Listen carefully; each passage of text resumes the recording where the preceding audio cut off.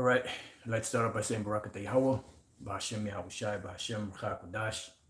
Welcome to another live lesson. The name of this one is it's a response to the Judite women have become a bunch of degenerates. And this is a video that Elder Pastor did, and I just wanted to do a little, um, a little land back off of that because that is the truth. And as you brothers out there know, and few sisters, the tribe of Judah is the head tribe. So the tribe of Judah, is pretty much the ones that get it the worst because, of who they are, in the lineup, so to speak.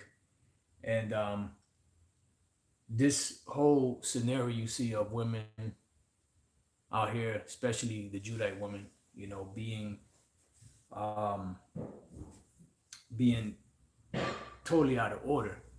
This is just pretty much the mechanism of Esau, you know, which Yahweh Bashem Yahushai set it up that way. First, we're going to start off in the book of Jeremiah 31. I have a couple of precepts I wrote down, a little something I was reading earlier. And then we'll take it from there, see where the Spirit leads. This is the book of Jeremiah 31:22. It says, how long wilt thou go about, O thou backsliding daughter?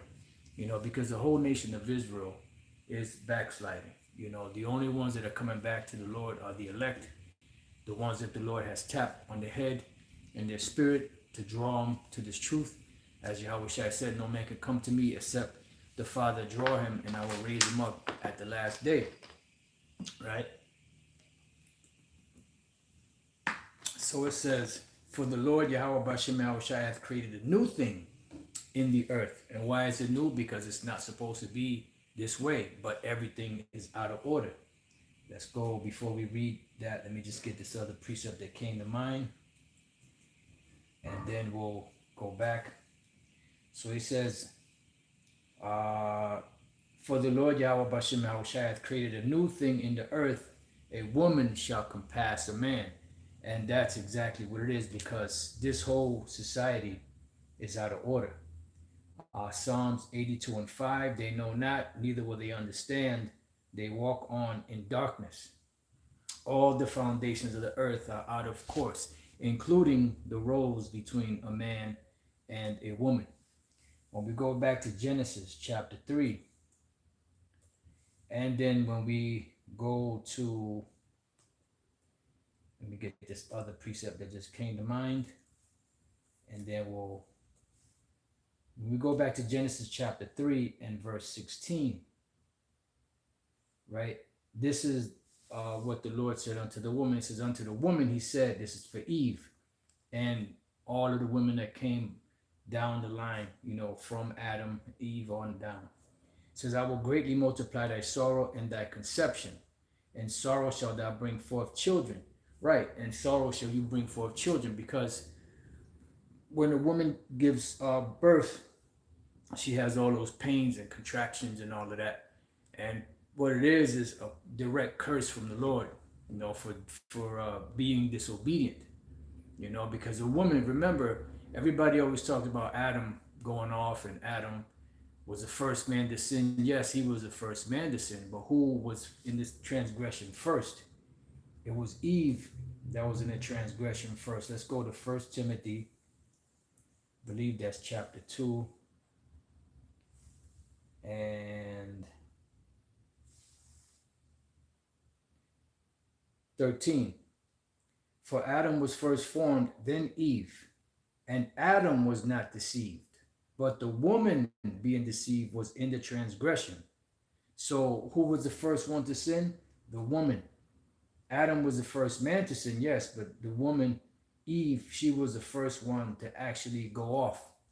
All right, because the woman is the weaker vessel, as it tells us in 1 Peter. The woman is the weaker vessel. All right. Matter of fact, just bear with me 1 second. This is Ecclesiasticus chapter 25, and just bear with me while I find the verse right quick. And this is going to set it up for the lesson. Um, Ecclesiastes 25:24. Of the woman came the beginning of sin, and through her we all die. You see, so the woman was the first one in sin. So when we go back to Genesis chapter 3, it says towards the end of the verse, and thy desire shall be to thy husband, and he shall rule over thee. So the woman is supposed to be in subjection under her husband. But in this society, that's not so, especially among the Israelite women. You know, they have taken feminism to a whole new level, you know, because the feminism movement was started off pretty much by Esau and by Margaret Sanger and them hoes like that, you know, that were in others. There was others. There was another woman, Gloria Steiner. You know, they all started that women's lib shit, you know, feminism. But you know what? That was something that was actually, you know, started by the Rockefellers, you know, the so-called elites, because they wanted to remove, you know, the whole family structure, because that was one of the planks of communism, to destroy the family structure. Because they know if they destroy the family structure and the father's not around, the father's not able to teach the daughters how to be. He's not able to teach his sons how to be men, because a woman cannot teach a boy how to be a man. That's the job of a man. The mother's job is to nurture that child till he is of age, and then his father takes over, you know, and teaches him how to be a man. And the woman's job was to teach other women how to be women. When we go to Titus, I think that's Titus chapter 2. And this is the problem, you know, there's no one administering instructions, you know, out here to Jake. And that's why the women are out of order, the men are out of order, the men are feminized, the women are masculine, you know, and it's a turnoff. You know, here it is, you got the women of our nation are more masculine than the men of our nation in certain cases. But this is Titus 2 and 3. The aged women likewise. See, by the time a woman got to a certain age, she was already well instructed in her mind, you know, of what to do, how to act, how to be a woman, how to raise children, how to teach other women to conduct with their husbands, so on and so forth. But you see that now. Total reverse. You know, it's like the man took on the role of a woman in this society, and the woman took on the role of a man. And that's exactly what these devils wanted to do, auto ad chaos. So it says that they be in behavior as becometh holiness, right? Because holiness is a part of sorry, let me read that again. That they be in behavior as becometh holiness, right? Because a way the woman conducts herself, that's holy, depending on if she's instructed or not. But the problem is there's no direction here. There's no form of discipline. You know, there's nothing strict. There's no boundaries to Jake out here. That's why the scriptures say, like, Jake, they become a wild bull in the net. And these women have become the biggest hoes on the planet. So much so that everything that Jake does out there that's on video, TikTok, and movies and all that, it reflects on the whole nation. This is why the nations look at us the way they look at us. And when we come around and we act different than what they're expecting, then they be like, you know, why you ain't acting like the rest of these people over here? Because we are not those men. Inside joke. All right. It says, not false accusers, not given to much wine, teachers of good things, that they may teach the young women to be sober. So how do you teach good things? The things that are written within the scriptures, because the law is holy and true, right? And this is the guideline on how to conduct yourself. Now, you're not going to have every little thing that a person has to do in their life is not written. Every little detail is not written in the scriptures. All of the things that are written in the scriptures are a guideline of instructions for us on how to walk. Then, as you learn, you know, you apply wisdom to certain situations where there may be no law. you know? So it says, not given to much wine, teachers of good things, that they may teach the young women to be sober. What are they teaching the young women in this society? To be hoes? No, to abort their babies. And yet, the ones that are telling them to be hoes, to be single, this, that, and the other, they have husbands. They have children. They have a family structure. But they're sellouts and they are paid off to bring that degenerate mind state to Jake out here. And this is what you get. This is what you get when you look at Jake out here. That is the reaction from not being disciplined, not having any form of instruction in your life. If you don't have a structure in your life, your shit is going to be all over the place, you know. And that's why these women and the men are a bunch of degenerates out here. It says to love their husbands, to love their children. These women out here don't love their husbands, and they sure enough don't love their children. Because if they did, they would teach them and raise them better. They wouldn't have them cursing out everybody and acting like a degenerate from a very young age. Like there was a picture of this one baby where the family put tattoos all over that baby's body, man. That baby's scarred for life now. They put tattoos all over his body. He doesn't have the mindset to know, okay, I want a tattoo or not. So he didn't even stand a chance because of the degenerates that raised him.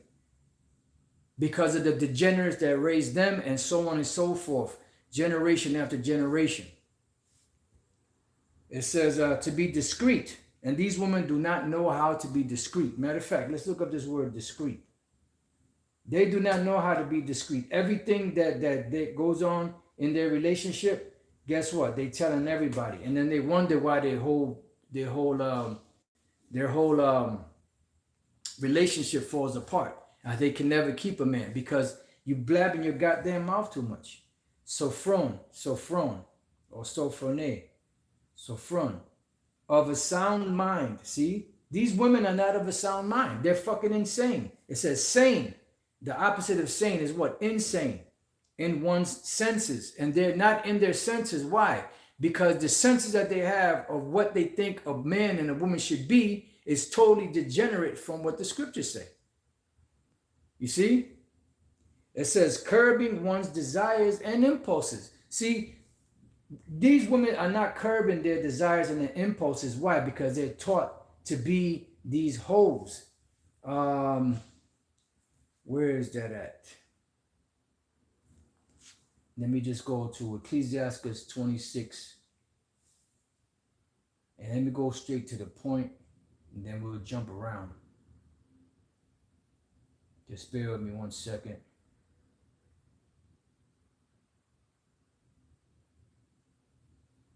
Okay.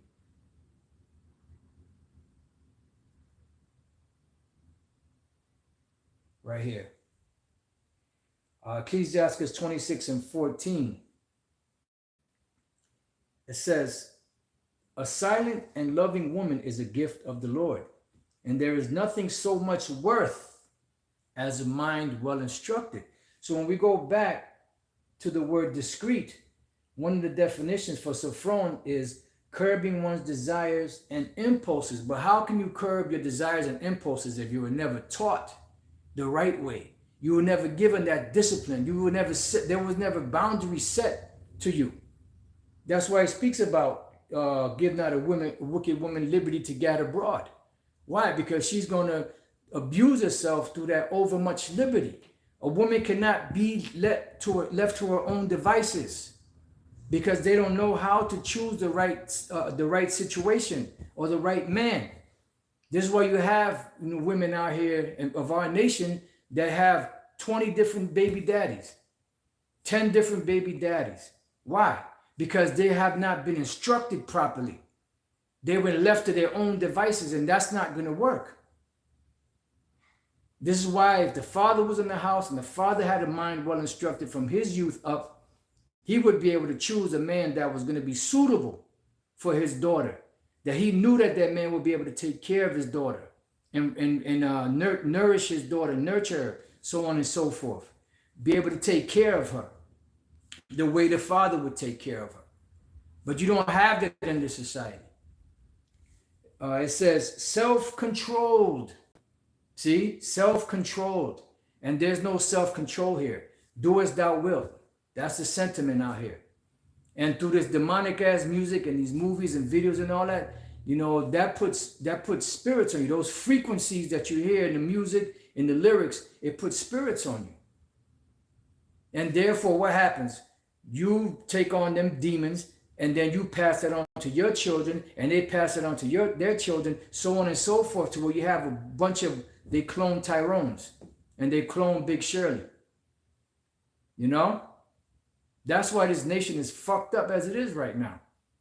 But blessed be Yahweh Bashem Yahushai that left a cluster of the grapes. You know, the choicest vine, the elect of the nation of Israel, that the Lord is going to use to set everything back up in order underneath his beloved son, Yahushai. All right, it says temperate. And the word temperate means disciplined. You know, discipline in anything you do, whether exercise, whether in study, whatever. Showing discipline. All right. Now, let's go from there. Let's go back to Ecclesiasticus 26 and 14. A silent and loving woman is a gift of the Lord, and there is nothing so much worth as a mind well instructed. A shamefaced and faithful woman is a double grace, and a continent mind cannot be valued. Right, because a virtuous woman, that's a hard thing to come by nowadays. But a mind well instructed means a mind that was trained from youth up. That's why I go back to the book of Titus, chapter 2, and it speaks about the women being what? Being discreet. To be discreet. Chaste. Let's look up that word chaste. That's where you get the word chastity from. These women are not chaste. They have no self-restraint because they have no guidance. Their mind has not been instructed. And the word there is hagnos, which goes back to the word holy. You know, hagnos, you have hagios, you have a term called hagiography. Hagiography is a study of the saints or the writing of the saints. Hagios. So hagnos,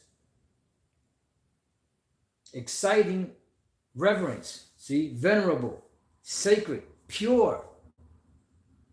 We're called the saints. Why are we called the saints? Because the Lord made us a holy nation. The whole entire nation of Israel was holy at one time until Jake started to degenerate. You know, and the law, statutes, and commandments of the scriptures is what made us holy, because the word holy means to be set aside separately. And that's what separated us from all of the nations. They didn't have any direction, any guidance, because their gods didn't exist.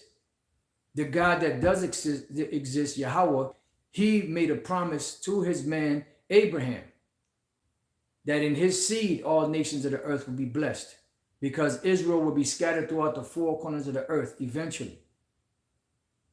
And that promise fell upon from Abraham to Isaac to Jacob. And all of the children that came out of Jacob, that is the seed of the blessed. And whoever came out of those 12 men. And that's that. That's scripture. And that's the whole of the law. That's everything. All right. It says pure from carnality. Chaste, right. These women are not chaste. You know. They don't know how to conduct themselves to be holy, because all they've been taught all their life is twerking, being hoes, getting over on men, getting pregnant so that the man can be on child support, so that they can get money off of a racket. That's wicked. That whole thing is wicked. You've had men that were in prominent positions that once their child support got a hold of them, they committed suicide because they'd rather be dead than to be, you know, pretty much raped by the system. So much so that they don't give a fuck if you can't pay your bills. So what, you can't pay your bills? You still got to pay such and such, because their thing is the more money they get from you, the more money they get from the government. You know? It's a goddamn racket. It says, keepers at home. How many of these women know keepers at home? They don't keep the household. They don't stay at home and making sure everything is running correctly. They're out there running the streets.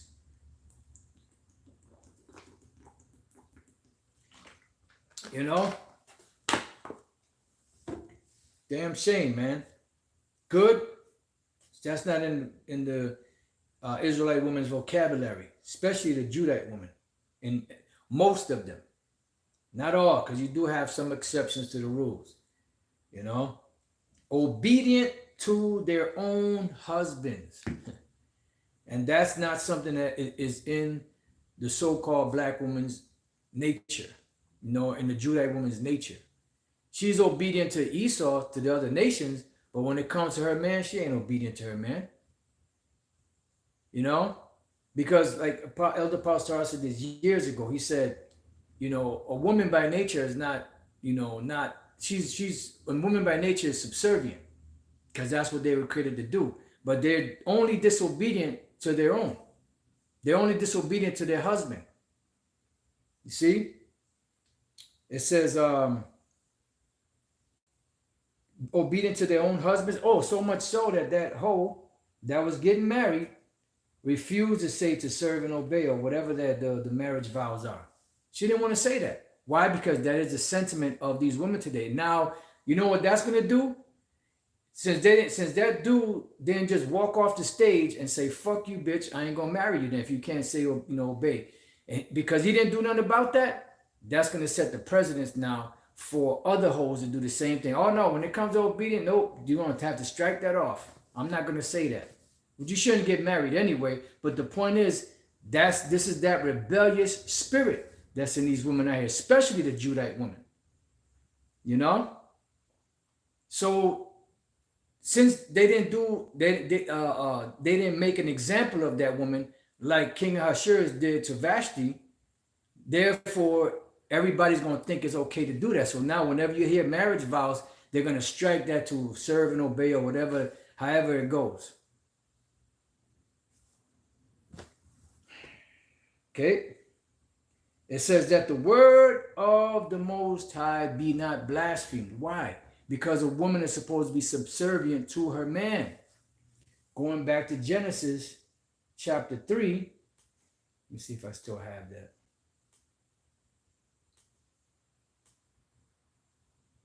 Yes, sir. It says, and thy desire, 3:16 towards the end, and thy desire shall be to thy husband, and he shall rule over thee. So the man is going to rule over the wife.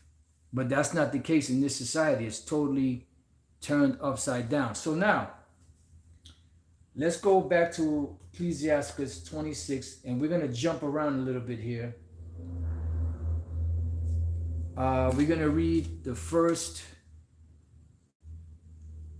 3 verses, then we're going to jump down. So Ecclesiastes 26:1. Blessed is the man that hath a virtuous woman. A virtuous woman is a woman of virtue, a woman of value. You know, when a woman knows how to run a household, when she knows how to cook and clean and do all of those things, raise up children, teach other women, that is a valued mind. That is something valuable. This is why the scriptures say, desire not a woman for pleasure. In other words, don't let that be, just because a bitch look good, you know, and you have a desire to have sex with her, what else can she bring to the table? Can she cook? Can she clean? Because after a while, you're going to be like, this bitch is worthless outside of, you know, giving me sex. It says, for the number of his days shall be double. A virtuous woman rejoiceth her husband, and he shall fulfill the years of his life in peace. Right, because you know it's true that most women outlive men because they put so much hell on that man besides the shit that he got to deal with on a daily basis coming home to a nagging woman. That man is ready to get the hell out of Dodge. Go back in the spirit world to get away from that bitch and get away from this demonic ass world. You know? But if she be a good woman and, you know, she's there to comfort him, because the scriptures also speak about a woman that won't comfort her husband in a time of, of need, in so many words. You know? It says, and he shall fulfill the years of his life in peace. A good wife is a good portion, which shall be given in the portion of them that fear the Lord, Yahweh Bashem Yahushai. Now let's jump down to the 13th verse. It says, the grace of a wife delighteth her husband, and her discretion will fatten his bones. See, she's not out there just running her mouth. She has discipline about her. Even though she might want to say certain things, she bites her tongue. To know that's between my husband and myself. Because that's how you bring problems into your relationship. Running your business to your girlfriends. And then before you know it, they're like looking at your man trying to get up in there. Yeah. It's almost sometimes you just be like, man, why even bother? Why even talk about it? But this is our job to do. It says, a silent and loving woman is a gift of the Lord. And there is nothing so much worth as a mind well instructed. And we spoke about that. A shamefaced and faithful woman is a double grace, right? A shamefaced and faithful. These women are not faithful, and they're definitely not shamefaced. That's why women in the ancient world wouldn't dare look you in the eyes unless you told them to look you in the eyes. They will always have their head down.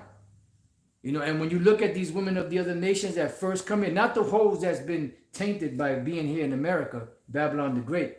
When you see the women of the other nations, they come here and you look at them and your eyes meet their eyes, they put their head down. Because that is a mind well instructed, even though they're heathens.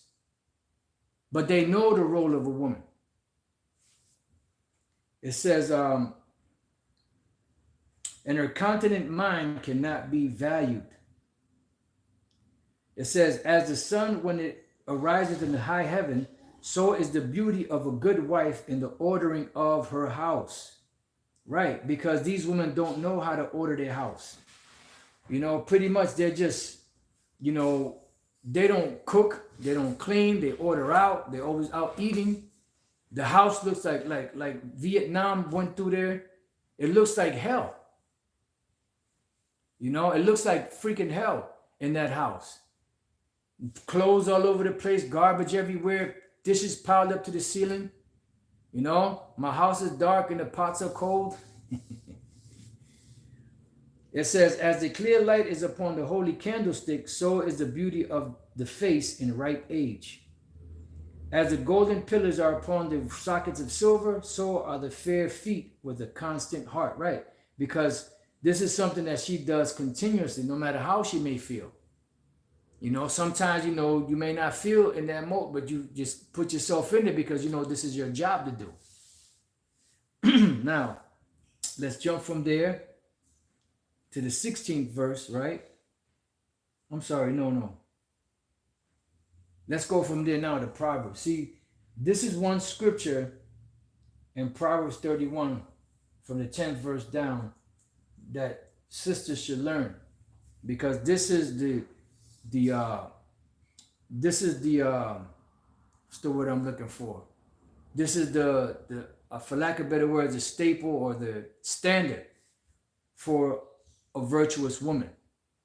All right, Proverbs 31 woman from the 10th verse down, because when you read up above that in the 3rd verse, this is Lemuel's mother telling him about these women. It says, give not thy strength unto women, nor thy ways to that which destroyeth kings. Right, because you're not supposed to give your wife power over you. You're supposed to maintain the power. You are the pillar of strength in that relationship. She's supposed to be there to help you. Whenever things are rough and hard, she's supposed to be there as a pillar of rest, of comfort for you. But that's not the case out here. Here it is, these women are all fucked up. They laying out with all kind of men. They got all kind of problems. And then when you meet them, you got to be their psychiatrist. You got to be their doctor. You got to help them. You got to be their herbologist. You got to fix them. But you can't be fixed unless you fix yourself. And you can't be fixed yourself if you don't have the instructions on how to fix it. So it's an ongoing cycle. Proverbs 31:10. Who can find a virtuous woman, for her price is far above rubies? The heart of her husband doth safely trust in her, so that he shall have no need of spoil.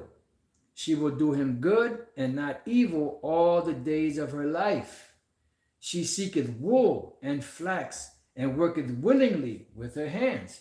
Now, how many women out there, you know, now I'm not saying sisters, I know sisters, for the most part, no, but how many women out there, Judite women out there, and the other tribes, but mainly we're dealing with the Judite women, how many of them out there can sew, can grab materials, yarn and all stuff, needles and all, a sewing machine and put a garment together, a shirt, blouse, dress, pants for a husband.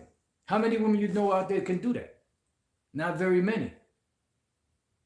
And especially among Jake out here, none. And if you do have some that can do that, I bet you they're very old. Because that's how women were brought up in the past. But these devils made it a shame for women to assert their role. It says, she is like the merchant's ships. She seeketh wool and flax and worketh willingly with her hands. She is like the merchant's ships. She bringeth her food from afar. Right. She rises also while it is yet night, and giveth meat to her household, and a portion to her maidens. She considereth a field, and buyeth it. With the fruit of her hands she planteth a vineyard. So here it is. This is a woman that is well instructed. This is a woman, this is what you would consider a good woman. It says, she girdeth her loins with strength, and strengtheneth her arms, right? Because there's times when you don't feel like doing shit. She perceiveth that, and this is when it's time to push even harder. Like these athletes that have come to the level of, that high level athleticism, there's days when they get up, they don't want to do shit. But you know what? That's when, the discipline kicks in and say, no, I better get up and go do this because this is my craft. This is what I do. And the ones that don't give in to that lazy spirit are the ones that excel and become, great athletes. So it's the same thing with anything you do. It says, she perceiveth that her merchandise is good for good. Her candle goeth not out by night. She layeth her hands to the spindle, and her hands hold the distaff. She stretcheth out her hand to the poor. Yea, she reacheth forth her hands to the needy. She is not afraid of snow for her household. For all her household are clothed with scarlet. She maketh herself coverings of tapestry. Her clothing is silk and purple. Her husband is known in the gates. Right, her husband is not, he's not the type of man that he's walking around and when people see them, he say, yo, that's that dude that's dealing with that hoe, man. People laughing at him. No. He said, oh man, you see that? His wife, man, he got a real good woman. And that's what you want. Not this fucking bullshit out here, man. That's why the only thing left is the kingdom of heaven, man. Her husband is known in the gates when he sitteth among the elders of the land. She maketh fine linen and selleth it. See? And delivereth girdles unto the merchant. Strength and honor are her clothing, and she shall rejoice in time to come. She openeth her mouth with wisdom. This is what the older women are supposed to do. In her tongue is the law of kindness. So she's able to, to pass on that knowledge that was instilled in her to her daughters, her nieces, and whoever. She openeth her mouth with wisdom, and in her tongue is the law of kindness. She looketh well to the ways of her household, and eateth not the bread of idleness. And that's the problem. A lot of these women are idle. They are idle.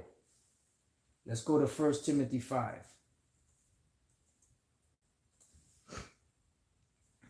1 Timothy chapter 5. Here we go. Now this applies to the younger widows, but you could apply this to women in general. All right. But the younger widows refuse, for when they have begun to wax wanton against Yahushua, they will marry. Right. That's why a woman, when she was 60 years old, that's when she can dedicate herself as a woman of the Lord. If her husband is dead and she's of the age of 60 and above, then she could dedicate herself to doing, like she might have a home that her husband left her, and she might use that to lodge the saints, wash their feet, cook for them, take care of them while they're on their journey. But a younger woman, not, because she still has her hormones are still kicking. She still has that need. She still gets that scratch, or that itch that needs to be scratched. Itching for a scratch. It's like an inside joke. Having damnation because they have cast off their first faith. And with all they learn to be what? Idle. Idle. That's Satan's playground right there.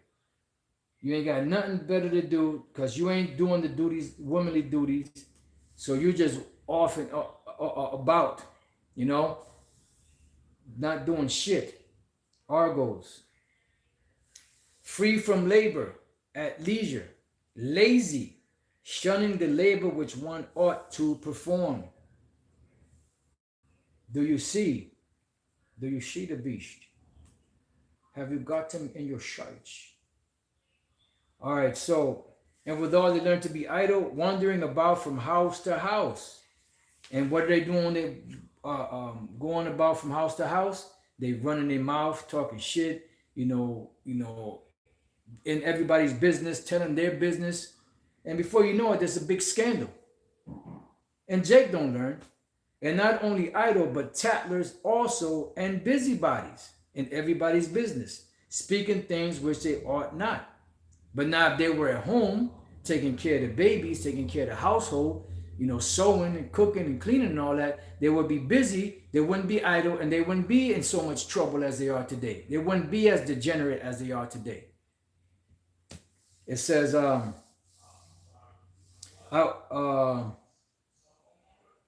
Tal is also busy. I will therefore that the younger women marry, bear children, guide the house, give none occasion to the adversary to speak reproachfully, for some are already turned aside after Satan. So these women you see out here, these Judite women and women of the other tribes that are, bugged out, they already given over to Satan. And that's why the Lord said in America, Babylon the Great, 2/3 of the nation of Israel is going to be destroyed. And a lot of those are going to be women. A lot of women are going to be dead out here in these streets very soon. Let's see. Let's go from there. Let's go to the book of Ecclesiastes. Ecclesiasticus. Back to Ecclesiasticus. Now let's go to the 25th chapter. Because these two chapters are really good when it comes to dealing with the woman. I'm going to hit the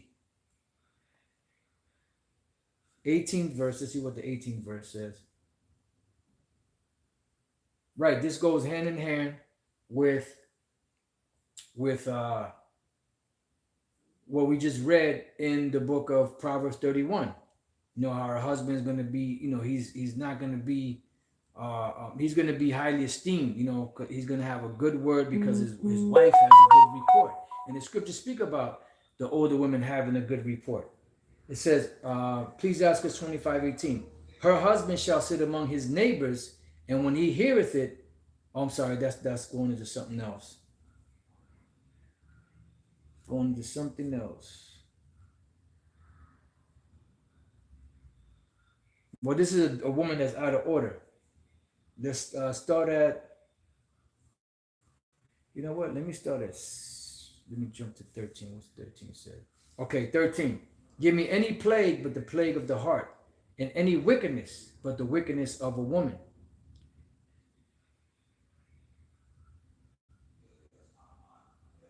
Verse 16. I had rather dwell with a lion and a dragon than to keep house with a wicked woman. God damn. Shit. The wickedness of a woman changeth her face, and darkeneth her countenance like sackcloth. Yeah, you see these women out here, you see that demonic glaze on them. You know, that they have a dark countenance about them. The pretty ones, the ugly ones, all they have a dark countenance about them. Why? Because they're already given over to Satan. Oh, you go back. That was verse 17, was it? Yep. Verse 18, her husband shall sit among his neighbors, and when he heareth it, shall sigh bitterly. Yeah, he's going to sigh bitterly. Why? Because she's going to bring shame upon him. You know, that's why the father was supposed to take care of the daughter when she was young, so she wouldn't bring shame to him and his household. You know, in Lord's will, we're going to get that. Let's jump to the, let's just read on. All wickedness is but little to the wickedness of a woman. Let the portion of a sinner fall upon her. As the climbing up a sandy way is to the feet of the aged, so is a wife full of words to a quiet man. And these women do not shut the fuck up. That's why the best thing you could do when the bitch start arguing, just ignore her ass. You'll find a great sense of relief if you ignore her. Because if you don't, if you think that you're gonna win that argument and you're gonna be able to every time, you know, say something that's gonna shut her up, you're gonna be wasting your time, especially if you got one of them trifling ass hoes. Stumble not at the beauty of a woman, and desire her not for pleasure. Why? Because what else does she bring to the table besides looking good? See, there's standards here, man. You know, it ain't just about looking good. It's about what do you have to offer. It says, a woman, if she maintain her husband, is full of anger, impudence, and much reproach. Yep, because a man is supposed to be the other way around. A wicked woman abateth the courage, maketh an heavy countenance and a wounded heart. You see, because she ain't gonna be there to comfort her husband. She's gonna bring shame to him. You know, it says a woman that will not comfort her husband in distress maketh weak hands and feeble knees. Because a woman is supposed to be there for comfort. This is why they are made up the way they're made up. They have the breast. They have the the quiver, because that's a form of comfort. And she has, you know, her loving ways about her. It's, you know, like the scripture said, there's nothing better than a man, you know, and the countenance of a woman or something along those lines. You know, she can comfort a man, but in this society, it's not taught like that. Here it is, you go work all fucking day. This bitch is laying in the house all day doing nothing. You come home from a hard day's work. There's no food cooked, nothing. You have to go take your shower, cook, so you could eat, so you can have some food. Because this bitch is too goddamn lazy to do anything. So what do you think happens to a man like that? Eventually, you know, only so much a man can take. It says, of the woman came the beginning of sin, and through her we all die. Give the water no passage, neither a wicked woman liberty to gad abroad. If she go not as thou wouldest have her, cut her off from thy flesh and give her a bill of divorce and go. Right, so pretty much the only way you can really get rid of your woman is if she commits adultery. You have a contentious woman, a trifling woman that is constantly nagging you, that you know, that is pretty much hindering you from doing the work. Then you got to make a decision to either cut that hoe off or suffer spiritually. You know, because if you don't cut her off, what's going to happen is she's going to eventually make you fall out the truth. You know, if she's hindering the work, and every time you try to do the work, she's always there nagging you, and, you know, it's not allowing you to get things done, then you have to make a decision. The scriptures say, if thy right hand offend thee, cut it off. If thy right eye offend thee, pluck it out. All right. Now let's go from there. Let's see what this says over here. Let's go back to the 26th chapter. Let's see what that says there. And if not, I'm going to get another one. 22.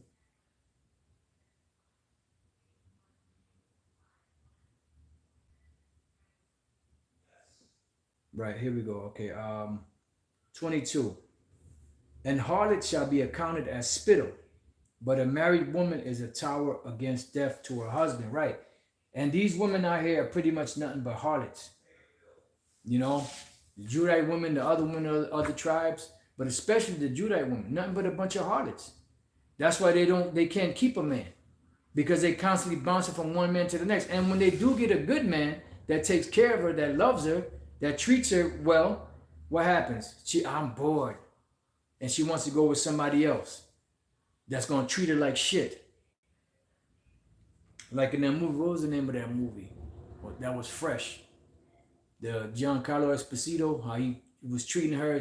She was saying that she didn't like the way he treated her because he treated her like a queen or whatever the case was. You know, she said she was nothing but a, whatever, however she put it. You brothers know what I'm talking about. It says a wicked woman is given as a portion to a wicked man, but a godly woman is given to him that feareth the Lord. A dishonest woman contemneth shame, but an honest woman will reverence her husband. A shameless woman shall be counted as a dog. And these women out here are shameless. They have no shame. But she that is shamefaced will fear the Lord. A woman that honoreth her husband shall be judged wise of all. But she that dishonoreth him in her pride shall be counted ungodly of all. A loud crying woman and a scold shall be sought out to drive away the enemies. Hey man, the way the Lord have these scriptures written sometimes. So let's go ahead. We'll end it off right here. I mean, the point is already made, but since I got a couple more verses. Let's just go ahead and finish this off. Ecclesiasticus chapter 42.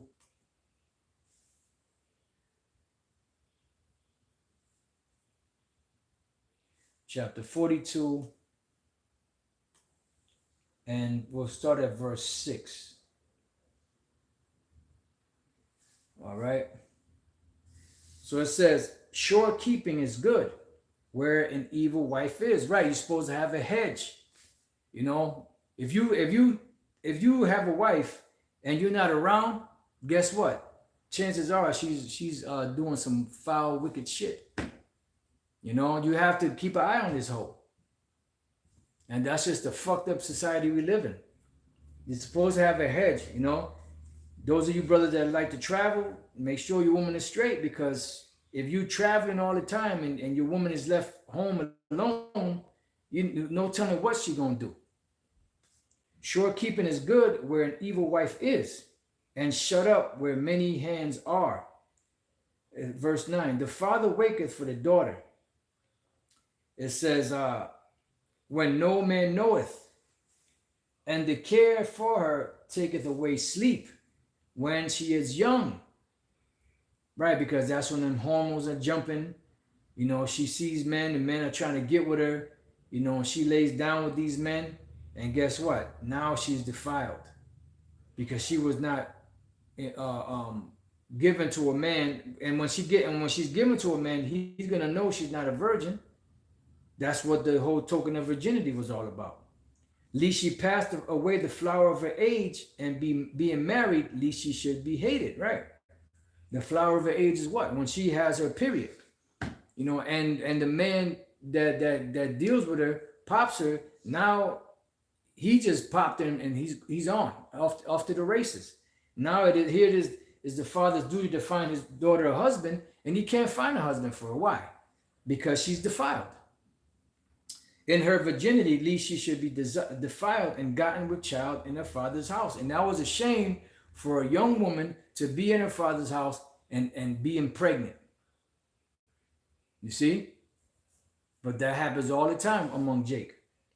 It says, and having a husband, lest she should misbehave herself. Why? Because she was not kept straightly in. And when she is married, lest she should be barren. Keep a sure watch over a shameless daughter, lest she make thee a laughing stock to thine enemies. Yeah. And a byword in the city. So either if a woman is not given direction, she's either going to be ashamed to her father in his household, or to her husband in his household.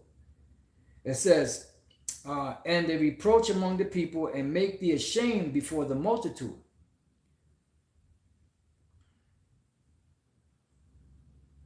What's it, 42, right? All right, it says, behold not everybody's beauty, and sit not in the midst of women, for from garments cometh a moth, and from women wickedness. King Solomon said it best. He said, I find more bitter than death the woman. Better is the churlishness of a man than a courteous woman. A woman, I say, which bringeth shame and reproach. All right, so, pretty much this has been a response to Elder Pastor's video. The Judite woman have become a bunch of degenerates. So with that, I pray that you brothers and few sisters have been edified. To the next time I say shalom.